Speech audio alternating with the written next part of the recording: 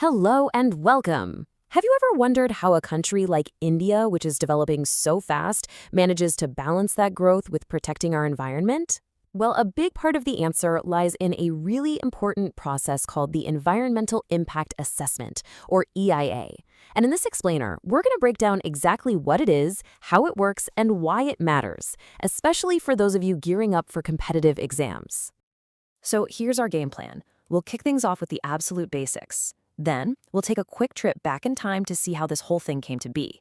After that, we'll get into the real nitty-gritty of India's current process and see how it actually plays out in the real world. We'll also look at some big ideas for making it better, and of course, wrap it all up with the key takeaways you'll need for your exams. All right, let's dive right in. First things first, what exactly is an environmental impact assessment? Think of it like this. EIA is basically a sneak peek into the future. It's a formal study that helps us predict the potential ripple effects of a new factory, dam, or highway before we even start building.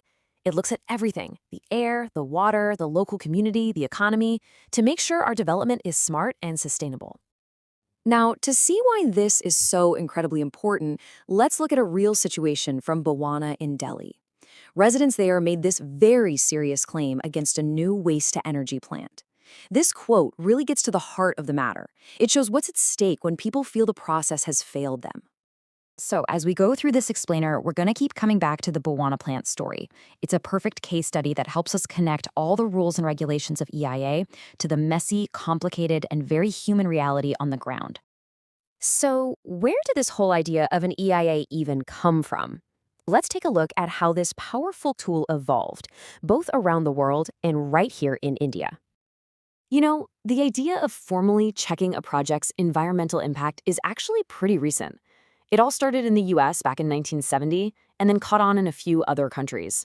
But the real game changer was in 1989, when the World Bank said, hey, if you want our money for a major project, you have to do an EIA. And just like that, it became a global standard. And here's how it unfolded in India. We started testing the waters, so to speak, in the late 70s with River Valley projects. But the first huge leap was the Environment Protection Act of 1986, which gave the whole process some serious legal muscle. Then came the 1994 notification, which made getting an environmental clearance a must-do. Finally, the 2006 notification completely revamped the system into what we largely use today. Okay, so what does this modern EIA process in India actually look like? Let's break it down step by step and see who the main players are. The whole process is basically an 8-step journey. Now, for all you exam aspirants, I've got a little mnemonic to help you remember this. Just think, smart students in mains read reports diligently and perfectly. That's screening, scoping, impact, mitigation, reporting, review, decision, and post-monitoring. Pretty handy trick, right? Now, one of the biggest changes from the 2006 notification was this decentralization. It split projects into 2 groups. You've got Category A, which are the big national-level projects looked at by the Expert Appraisal Committee, or EAC. Then you have Category B projects, which are handled at the state level by the State Environmental Impact Assessment Authority, or SEIA. This was a really big deal because it aimed to make the process faster and more locally relevant. An EIA isn't just a one-person show. It involves a whole cast of characters. And to remember who's who, here's another little memory aid for you. P, project consultants, present to the public, agency, and regional office. See, the key players are all in there. So, when you lay it all out like that, the process looks pretty thorough, doesn't it? It seems like all the bases are covered. But that brings up the million-dollar question. How well does this system that looks so good on paper actually work in the real world? And to answer that, let's go back to our case study of the Bawana plant, which is where theory crashes into a much, much more complicated reality. This is where it gets really interesting. We can actually map the residents' complaints directly onto those EIS steps we just learned about. They alleged failures right at the scoping and impact analysis stage, claiming that health risks were hidden. They pointed to problems with the public hearing, and they accused the authorities of basically ignoring crucial facts during the review and decision-making phases. And a lot of it boils down to this single number, 500 meters. The petition against the plant claims it's being built inside the 500-meter buffer zone that's required by the Central Pollution Control Board.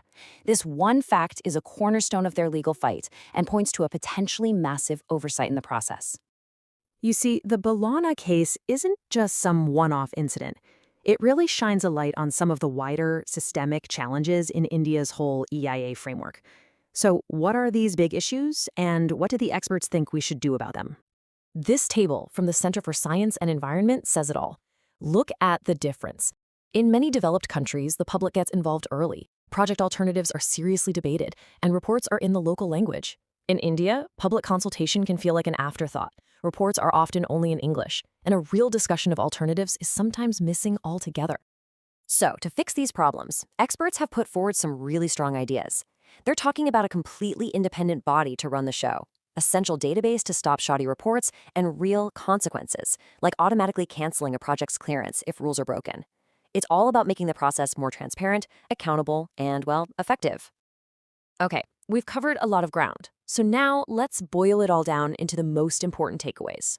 If you're studying for an exam, think of these next few slides as your ultimate cheat sheet for any question about EIA. First up, the key jargon. Just remember, EIA is a predictive tool. Environmental clearance, or EC, is the mandatory approval. EAC is the national level committee. SEIA and SEAC are the state-level ones, and SEA is the more proactive, big-picture assessment for entire policies, not just single projects. Got it? Next, the laws and dates you absolutely have to know.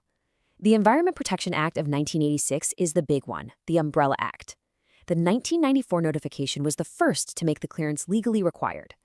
And the 2006 notification is the current system that decentralized everything. These three are non-negotiable. And finally, for those analytical questions, here's your cheat sheet on problems and solutions. The biggest shortcomings? A lack of expert diversity, poor quality reports, and ineffective public hearings. The top recommendations? An independent EIR authority, tougher punishment for noncompliance, and much better information dissemination. Which leaves us with this final big question. As India pushes forward with development, the real challenge isn't just about fixing a process. It's about changing a mindset, turning EIA from just another bureaucratic box to check into a genuine, powerful tool that puts sustainable growth right at the heart of our country's future.